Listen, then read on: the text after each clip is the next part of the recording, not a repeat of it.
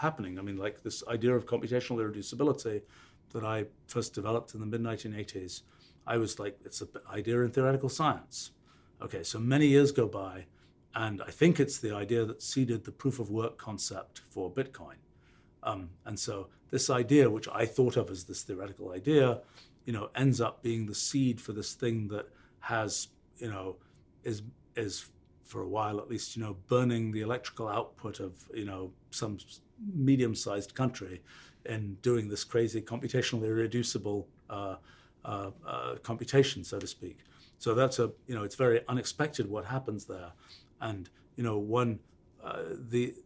it is always a risk in doing basic science that the things you do end up getting entangled with sort of what end up being ideological, political types of things, sometimes ones that you're completely horrified by. I think I'm lucky so far, that hasn't happened with things I've done. The worst case is burning electrical output in proof of work, which is, a lot more benign than other kinds of things. But I think it is true that, for example, the idea of computational irreducibility, which is kind of this realization that even from within science, you discover that science has limitations on what it can say. That is something which the realization of the fact that that's the case, if that was a truly well-absorbed thing, people's attitude towards things like, can we predict this feature of a pandemic? Can we predict this thing about, global climate or something like this? Can we predict the result of this geoengineering thing? Can we not predict that, whatever it is? People, when you really internalize those ideas, you have a slightly different point of view about what, because we are in a period of time when sort of science can solve everything.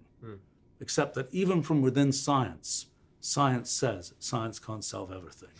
So the people haven't yet internalized that particular thing. I think it's actually not it is when it is internalized, I don't know, maybe it will go horribly wrong, but I think it is something that will be helpful in terms of things which are sort of ideologically, I don't know, in a sense, it puts humans a bit more back in the saddle, so to speak, relative to what, in some sense, there is an idea that science, it's like it all got solved with science. You don't need the humans figuring anything out.